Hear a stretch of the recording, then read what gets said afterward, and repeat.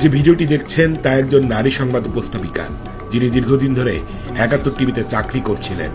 ৫ই আগস্ট পট পরিবর্তনের পর তাকে বাদ দেওয়া হয়, কিন্তু তিনি ফেরত এসেছেন। বাদ পড়া অনেকে ফেরত আসতে না পারলেও তিনি ফিরেছেন, কারণ তিনি খুশি করতে পেরেছেন এই টেলিভিশনের বর্তমান সময়ের প্রভাবশালী একজন সদস্যকে। আর সেই প্রভাবশালী সদস্যের নাম মহিম মিজান, ৭১ টিভির সিনিয়র ক্রাইম রিপোর্টার। ৫ আগস্টের পর এই নারী উপস্থাপিকাকে প্রথমে বাদ দেন প্রতিষ্ঠানটির বর্তমান সিওও শফিক আহমেদ। প্রায় ২ মাস তিনি কোনো সংবাদ উপস্থাপনা করেননি। তখনই তাকে টোপ দেন মহিম মিজান, নিয়ে যান তার বাসায় এবং লিপ্ত হন অসামাজিক কর্মকাণ্ডে। এই অসামাজিক কর্মকাণ্ড শেষে ওয়াশরুম থেকে ফেরার সময় নিজের মোবাইল ক্যামেরায় গোপনে ওই নারী সংবাদ উপস্থাপিকার ভিডিও ধারণ করেন মাহিম। পরে এই ভিডিও দেখিয়ে তিনি বিভিন্ন সময়ে ওই নারী উপস্থাপিকাকে ব্ল্যাকমেইল করে আসছেন।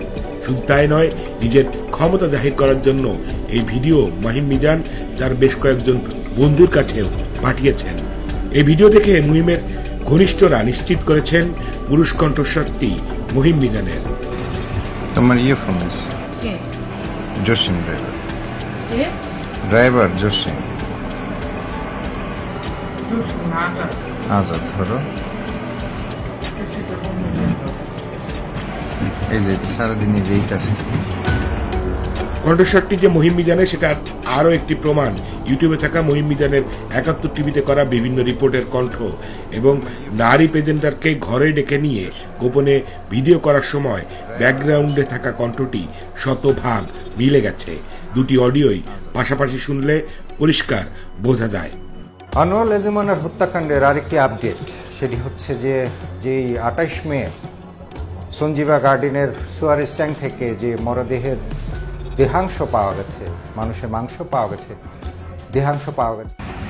তোমার ফোন জসিম ড্রাইভার জসিম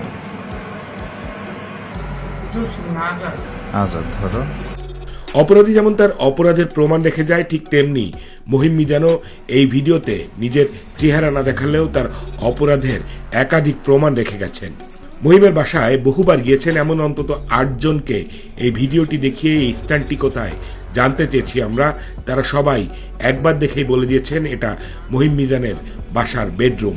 প্রমাণ হিসেবে ভিডিওতে থাকা মহিম মিজানের বিশেষ নকশা করা কার্পেট, লাল রঙের টুপি, টেবিল ল্যাম্প, জানালার পর্দা, আলমারি সবকিছুই হুবহু মহিমের শোবার ঘরের সাথে মিলে যায়। আরো নিশ্চিত হতে এই ভিজুয়ালকে ভিত্তি করে অনুসন্ধান করি আমরা। ভিডিওতে একবার দেখা যায় ক্যামেরাটি পাশে থাকা টেবিল ল্যাম্পের দিকে ঘুরছে। সেখানে টেবিলের উপর অন্যান্য জিনিসের সাথে একটি ঘড়ি এবং একটি সানগ্লাস দেখা যায়। মহিম মিজানের ফেসবুকে তার এই ঘড়ি এবং সানগ্লাস পরিহিত অবস্থায় একাধিক ছবি রয়েছে। সহকর্মীকে বাসায় ডেকে নিয়ে গোপনে ভিডিও করা ব্যক্তিটি যে মহিম মিজান ছিলেন, সেটার আরো প্রমাণ ভিডিওতেই রেখে গেছেন মহিম মিজান। ভিডিওতে দেখা যায় একটি হাত এসে টেবিলের উপর থেকে এসির রিমোট নেয়। হাতটি যদি লক্ষ্য করেন, দেখবেন বুড়ো আঙ্গুলের নখের অংশটি অন্য আর ১০ জনের মতো নয়। এই অংশটি একটু ছোট এবং খর্বাকৃতির। চলুন আমরা মহিম মিজানের ফেসবুক থেকে পাওয়া ছবি থেকে তার হাতের বুড়ো আঙ্গুলের নখটি পর্যবেক্ষণ করি। দুটি ছবির বুড়ো আঙ্গুলের নখের অংশটি দেখলে নিশ্চিত হওয়া যায় এই দুটি হাতই একই ব্যক্তির। এবার নিশ্চয়ই কারোর সন্দেহের অবকাশ থাকছে না, এটা মহিম মিজান। বিয়ে না করে বছরের পর বছর ধরে বিভিন্ন নারীকে প্রলোভন দেখিয়ে আপত্তিকর কর্মকাণ্ড করে আসছেন তিনি। আমাদের হাতে নিশ্চিত তথ্য আছে, দুটি টেলিভিশনের ২ নারী রিপোর্টারকে বিয়ের প্রলোভন দেখিয়ে মহিম তার বাসায় এনে দিনের পর দিন বিনোদন নিয়েছেন। এই ২ নারী তার ঘনিষ্ঠজনদের বলেছেন, পরে তারা জানতে পেরেছেন মহিম মিজান তাদের বিশেষ মুহূর্তের ছবি এবং ভিডিও করে রেখেছেন। তাই প্রতারণা করলেও এ দুজনই সম্মানের ভয়ে বিষয়টি নিয়ে শোরগোল করেননি। বিশেষ করে গত সরকারের সময় আলোচিত কুখ্যাত ডিআইজি হারুন তার বন্ধু হয়, সবাই তাকে ভয় পেত। জেনারেল আজিজের সাথেও ছিল তার গলায় গলায় পিরিত। ঢাকার কয়েকজন সাংবাদিক জানিয়েছেন, গত সরকারের সময় এসএটিভির এক নতুন রিপোর্টারকেও মহিম একইভাবে ট্র্যাপ করেছিল। একবার সেই মেয়েটিকে বেশ কয়েকদিন ধরে পাওয়া যাচ্ছিল না।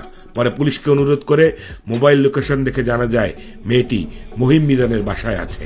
সেই মেয়েটিকেও পরে বিয়ে না করায় মেয়েটি দুঃখে কষ্টে মিডিয়ায় ছেড়ে দেয়। অন্য আরেকটি উঠতি রিপোর্টারকে গর্ভবতী করার পর মহিমার তাকে বিয়ে করেনি। সেই মেয়েটিও বিয়ের আসর থেকে মহিমের বাসায় চলে আসার পরও তাকে গ্রহণ করেনি মহিম।